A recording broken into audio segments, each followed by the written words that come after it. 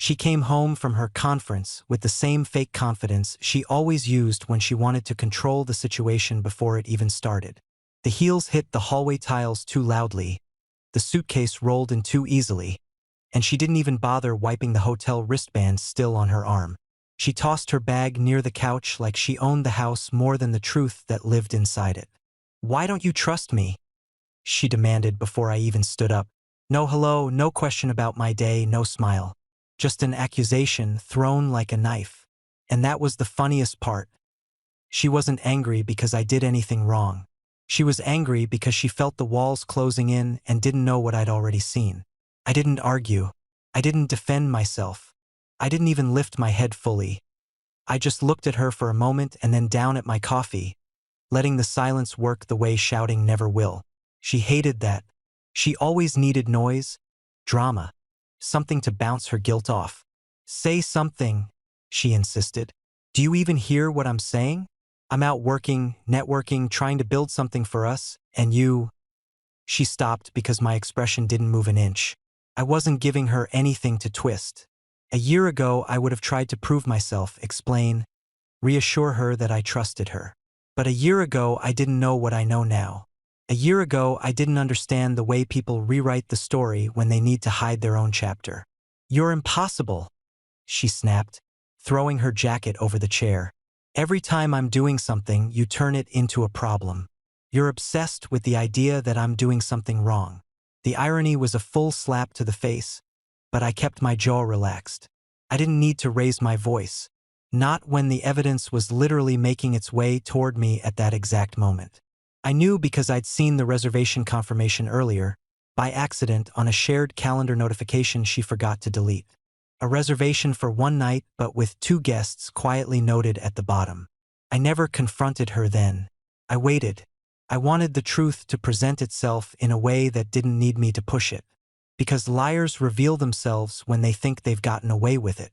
She went to shower, humming some tune, pretending everything was normal, and my phone buzzed on the table. Unknown sender. Digital hotel receipt. The universe has a sixth sense of timing. I opened it slowly, not because I needed to see it, but because I wanted to make sure there was no room for misunderstanding. 2 guests. 1 king bed. Late checkout. Paid in cash. I stared at those 4 lines longer than I should have. Not because it hurt, no, the hurt had passed months ago, but because of how predictable she'd become. How every lie she told was built on the same script. "Why don't you trust me?" That question almost made me laugh now. She came out of the shower wrapped in a towel, hair dripping, acting like the queen returning to her throne. She grabbed her phone, checked it, frowned. "Did you change the Wi-Fi password?" she asked, annoyed. "No," I said calmly. That bothered her more than the actual answer. Calmness was the one thing she couldn't interpret or manipulate.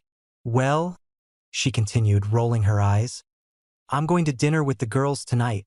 Don't wait up." She said it lightly, casually, as if I was some distant cousin she owed no explanation to. I nodded once. She left early to meet her friends. I followed later, not to spy, no. I followed because I knew something she didn't. Her friends invited me days ago. They liked me. They never understood why she treated me the way she did. So when they said, "Come join us, man, surprise her," I smiled. Oh, it would be a surprise. I arrived 15 minutes after she sat down. She was already mid-story, loud enough for the whole restaurant to hear. "My husband is paranoid," she laughed. "I swear, I can't go anywhere without him acting like I'm doing something. I mean, seriously, I'm the most loyal person here." The table laughed with her. They didn't know yet. They were laughing at a joke that was about to turn on its creator. I walked toward the table slowly, hands in my pockets, phone in my palm. She saw me just as I reached them. Her smile froze. "What are you doing here?" she asked, voice thin. "Your friends invited me." I pulled out my chair, sat down, and placed the phone gently on the table. Screen up, the hotel receipt glowing like a small sun. Her eyes widened, her breath caught, and just before anyone else reacted, I smiled and said the line I'd been waiting all day to deliver. "Funny. The hotel sent me your room bill. Subscribe if you want more stories like this. She didn't touch the phone at first. She just stared at it like it was something alive, something that might jump up and bite her. The table went silent in a way restaurants don't usually allow. Forks stopped, conversations froze. Even a waiter passing behind us slowed down as if sensing the shift in the air. Her friends looked from me to her, trying to understand what was happening. And she, the woman who always had a comeback ready, suddenly couldn't swallow. Her throat moved, but no sound came out. "What is that supposed to be?" she finally whispered, reaching for the screen with trembling fingers. She tapped it once, saw the header, her name, the hotel's name, the timestamp. Then she scrolled down and hit the line she couldn't explain away. 2 guests. She blinked fast, like if she did it enough times the words would rearrange themselves. They didn't. This isn't, this must be a mistake," she said too loudly, drawing more eyes from surrounding tables. She tried to shove the phone back toward me as if refusing to look could erase the reality. I didn't move. I kept my hands folded, elbows off the table, the picture of calm. Because I had spent months learning that calmness is far more powerful than confrontation. "A mistake?" I asked softly, not with anger, not with sarcasm, just with that tone she hated, undeniable clarity. She opened her mouth again, but her friend Dana leaned forward and grabbed the phone before she could. Dana had always been the only one at that table with sense. She read the receipt in silence, her eyes widening with every line. "This is real," she murmured, not looking away from the screen. "This is your name, your reservation." My wife snatched the phone back like a child caught stealing. "Dana, shut up," she hissed, low but furious. "You don't know the whole story." "Then tell it," another friend said quietly, and suddenly all their faces turned to her, not me. She hated that more than anything, that the spotlight she lived for suddenly wasn't on her terms. She shifted in her chair, her breath speeding up, her eyes darting between them, calculating which excuse might work. "It wasn't like that," she started, voice trembling. "The hotel, they put 2 guests by default sometimes. And the bed, I didn't choose that room, they just—" "Did the hotel choose the cash payment too?" I asked gently. Her head snapped toward me, eyes wide with panic. That was the moment she realized I'd read every line, not just the convenient ones. She inhaled sharply, like a trapped animal. "I paid in cash because my company reimburses faster that way," she said, knowing full well we both understood she hadn't gone for work at all. Her friends exchanged looks. Long, quiet looks, the kind that happen when truth rearranges a room. One of them put her fork down slowly. Another folded her arms, leaning back, as if distancing herself from the drama. My wife noticed every shift, every expression turning from amusement to discomfort to something close to disgust. "You planned this?" she snapped suddenly. "You set me up. You're trying to embarrass me in front of my friends." I didn't respond. I didn't need to. Her own panic was doing the work for me. The waiter approached then, innocently, holding a bottle of wine she had ordered earlier. "Another glass, miss?" he asked. She flinched as if he had shouted. "No!" she barked, loud enough to draw even more attention. The waiter blinked, nodded silently, and walked away. Her friends looked at her, then at me, then back at her. "Why are you yelling at him?" one asked. "Because," she stammered, "because this whole thing is insane. He's trying to accuse me of something I didn't do." I leaned back in my chair, keeping my voice even. "I didn't accuse you of anything. I just put the bill you paid on the table." Her jaw clenched so hard her cheek twitched. "You're twisting everything again," she shot back. "You always twist things. You always make me the bad guy." "I didn't say you're the bad guy," I replied quietly. "Your hotel bill said you weren't alone." For a moment, just a small one, she looked like she might cry, not from guilt, from losing control. She rubbed her forehead, shaking her head fast, searching for one last lifeline. "You have no idea what you're talking about," she muttered. "I wasn't with anyone. I wasn't—" And then Dana, still staring at the phone, whispered the one question that finally cut through all of her excuses. If you weren't with anyone, then who was the second guest? My wife froze. Her breath stopped. Her eyes locked on the table, not daring to rise. And in that silence, the truth finally sat down with us. She didn't answer Dana's question. She couldn't. The truth was sitting right there in front of her, glowing from the phone screen, and every pair of eyes at that table was waiting for her to fill the silence. She pressed her lips together until they almost disappeared, her fingers gripping the edge of the table so tightly her knuckles turned white. For a moment she looked like she might faint. Then she leaned back in her chair and forced out a brittle laugh that fooled no one. "You all are ridiculous," she said, voice too high, too shaky. "This is just a misunderstanding. Hotels make mistakes all the time. And she jerked her chin toward me. He loves to overthink every little thing. You know how he is." Her friends didn't nod. They didn't smile. They didn't defend her. Dana studied her like she was seeing her for the first time. And the others, who usually stuck to her side like loyal background characters, suddenly looked as if they didn't recognize the woman in front of them. "A misunderstanding?" I repeated softly. "Is that what you want to go with?" Her eyes snapped to me, and there it was, the spark of anger I'd been waiting for. Not sorrow, not regret. Anger at being caught. Anger at not being able to twist the narrative fast enough. She leaned forward, lowering her voice but sharpening the tone. "Why are you doing this?" she hissed. "You're humiliating me." "I didn't plan this," I said, matching her volume. "You brought the lie. The hotel delivered the proof."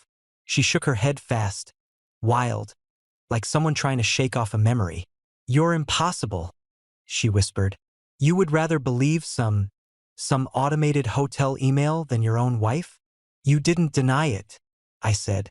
That made her freeze again. She swallowed slowly, her throat tight. Then she gripped the phone and held the screen flat against her chest, as if hiding it could somehow hide what was already seen by everyone. "Look," she said, with a smile that didn't reach her eyes. "We're all adults here. There's no reason to make a scene." "You made the scene," Dana said quietly, and those 5 words shook her far more than anything I could have said. For the first time, she looked around the table and saw what I saw. Disappointment. Not malice. Not judgment. Just the kind of disappointment reserved for someone who's been lying for too long. One friend slowly slid her chair back, as if needing space. Another folded her napkin and placed it on the table, like she didn't want to participate in whatever performance was happening next. "You guys are being dramatic," my wife muttered, dropping her gaze. "It's not. I mean, this isn't what you think." "Then explain it," I said. She inhaled sharply. "I told you, it's a mistake. Mistakes don't leave at 11:40 a.m. using a late checkout paid in cash," I said. Her head jerked up. She looked furious. "You read all of it?" she snapped, as if that was the real crime. "You went through every detail?" "The hotel mailed me every detail," I replied. "I didn't ask for it. I didn't hack anything. I didn't snoop. It showed up uninvited. Just like the truth." Her mouth opened, closed, opened again. Her brain was moving too fast and too slow at the same time, scrambling for something, anything to hold on to. Then she lunged for the phone again, scrolling frantically, as if there might be a hidden line she could use to twist the whole thing. But the facts stayed exactly where they were. "This doesn't prove anything," she whispered. "2 guests could mean anything." Dana raised an eyebrow. "Do you hear yourself?" "Oh, shut up, Dana," she snapped suddenly, loudly, a flash of rage breaking through her panic. The whole restaurant turned toward us. That's when she realized she'd lost control completely. The mask cracked.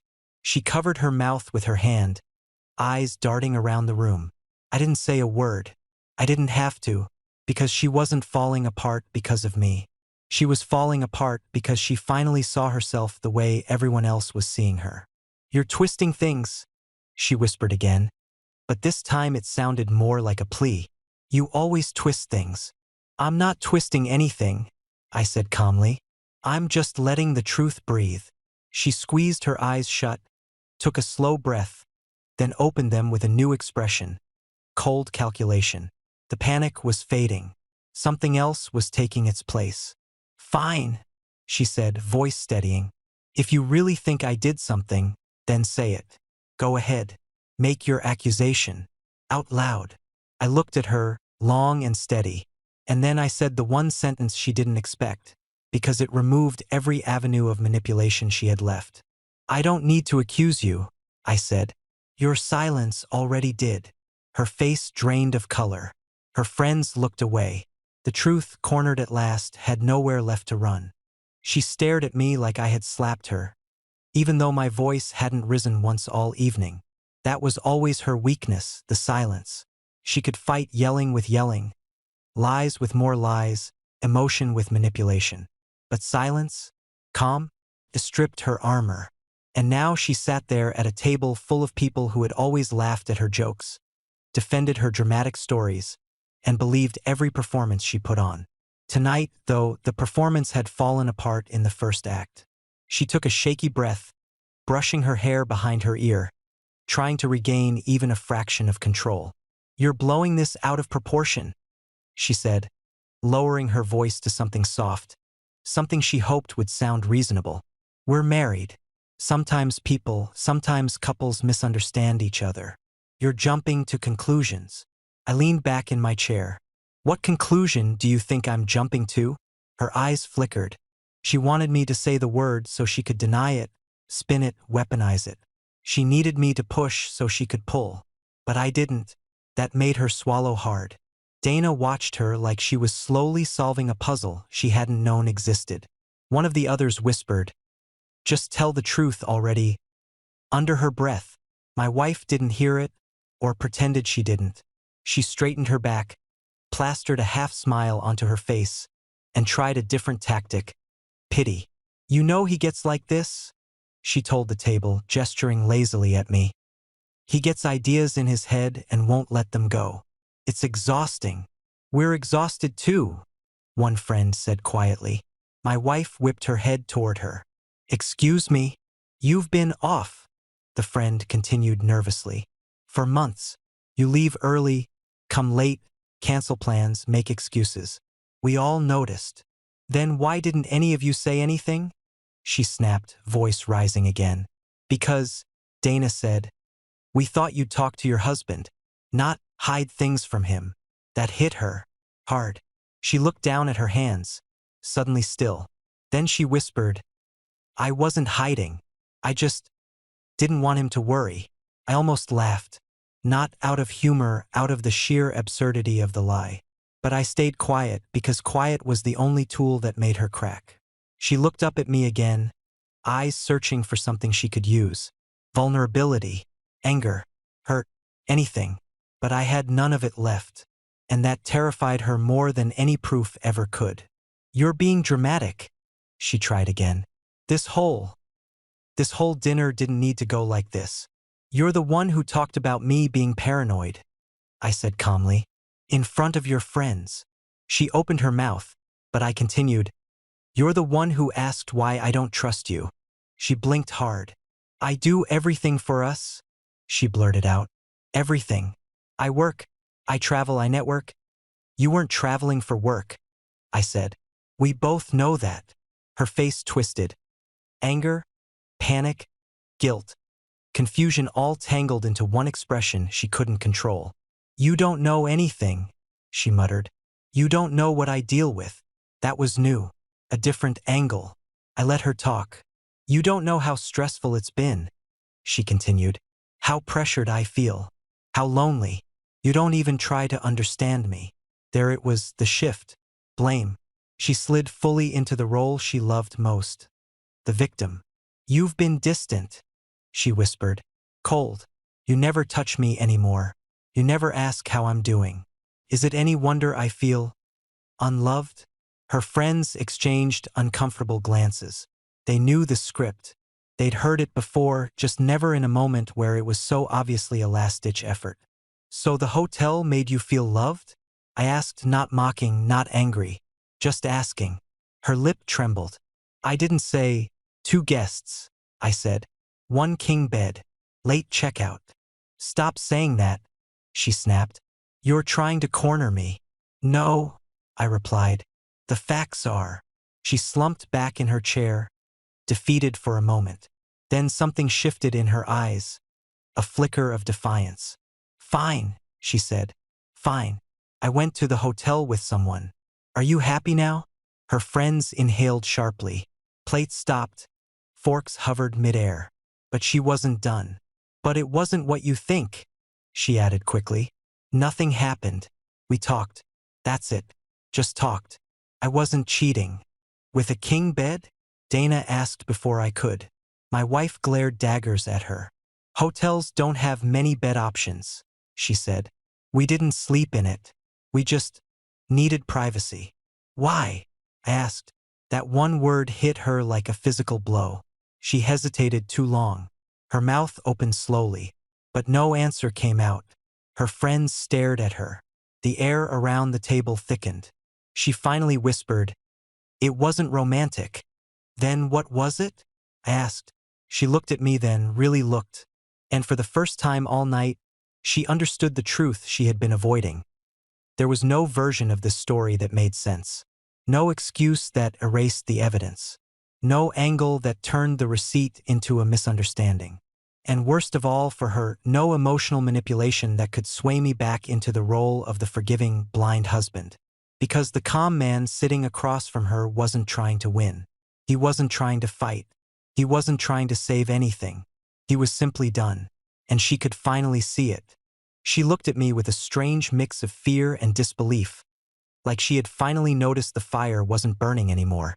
Not in my eyes, not in my voice, not anywhere. And that terrified her more than if I had yelled, slammed the table, or stormed out. She could fight rage. She could manipulate emotion. But quiet finality, she had no defense against that. She tried one more time, reaching across the table, her fingers trembling slightly as they brushed the surface between us. "Can we talk privately?" she asked, voice suddenly soft, almost pleading. "Please." Her friends went still, their expressions shifting from shock to something like pity. But not for her. For me. And that's when she panicked again, because she saw exactly who everyone believed now. I slid my chair back calmly and stood up. "Sure," I said. "Let's talk." She stood too quickly, bumping the table, nearly knocking over her wine. She didn't even notice. She followed me outside into the cool night air, arms wrapped around herself, breath shaky. We stood near the entrance, the restaurant lights casting long shadows on the pavement. She opened her mouth, but I held up a hand. "Before you say anything," I said, "I want you to understand something. I didn't bring that receipt to humiliate you. I didn't come tonight to make a scene. I came because your friends invited me. I didn't expect any of this to happen." She blinked at me, confused by my calmness. "Then why did you?" "Because the truth was already sitting between us," I said. "All I did was stop pretending it wasn't there." She swallowed hard. "I didn't cheat," she whispered again. But the words were hollow, lifeless. Like even she knew they didn't carry any weight anymore. "You took someone to a hotel," I said. "You stayed in a room with one bed. You paid in cash. You told me you were at a conference. I didn't exaggerate anything." Her shoulders slumped, her gaze dropping to the ground. "I made a mistake," she finally said. "One mistake. Can't we work through it?" I stared at her for a long moment, and for the first time in months I felt a nothing. Not anger, not sadness, just clarity. "It wasn't one mistake," I said. "It was months of lies. It was the way you talked to me tonight, the way you mocked me in front of your friends, the way you tried to twist everything the moment you were caught. One mistake doesn't destroy trust. Patterns do." She looked up sharply, her eyes flashing with the last spark of fighting instinct. "So what? You're just done? Just like that? After everything?" "No," I said gently. "Not just like that. After everything you did." She opened her mouth, but no words came out. Her anger collapsed into something else. Panic. Real panic. She stepped closer, reaching for my arm. "Wait, just wait. Don't walk away. Don't do something you'll regret. I'm not doing anything impulsive, I said. That's the difference between you and me. I think before I act. She searched my face, desperate for some sign that she could still win, still spin, still pull me back into the cycle. But she found none. I wasn't angry enough to argue. I wasn't hurt enough to cry. I was simply done. And she could feel it. I love you, she said suddenly, the words tumbling out too fast. I swear, I love you. It was stupid, it was a moment of weakness, it didn't mean anything. You're my husband. You're the one I come home to. Not anymore, I said quietly. The words landed harder than anything I'd said all night. She froze, truly froze, like her mind couldn't compute what I'd just declared so simply. You can't mean that, she whispered, stepping closer again. You can't just throw away our marriage because of one night. You threw it away, I said. I'm just acknowledging it. Tears finally welled in her eyes. Not slow, not subtle, fast, sharp, panicked. She grabbed my wrist. Please, let's fix this. I'll do anything. I'll go to therapy. I'll quit the trips. I'll be honest. I'll change. Just, please don't leave me. For a moment I studied her face. The face of the woman I once loved. The face I once trusted. And all I felt was the overwhelming weight of how far we had drifted. How much she had chipped away without even noticing the damage she caused. I'm not leaving to punish you, I said.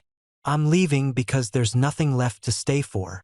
She let out a choked breath, like the ground had disappeared under her feet. You can't walk away, she whispered desperately. We can fix it. I swear. I'll make it right. I gently removed her fingers from my wrist. You can't fix something you never acknowledged breaking. She stood there trembling, mascara streaking, breath shaking, her whole world cracking in front of her. I turned toward the parking lot. She took one small step after me, then stopped, as if some part of her finally understood chasing wouldn't change anything. As I reached my car, she whispered the last thing I heard from her that night, soft, broken, echoing across the pavement. Please, don't go. I didn't turn around, not out of cruelty, but because the moment I looked back would be the moment I'd betray myself. And I was done betraying myself for someone who never valued the truth. She asked earlier why I didn't trust her. In the end, the answer was painfully simple, because she gave me every reason not to. If you want more stories like this, consider subscribing.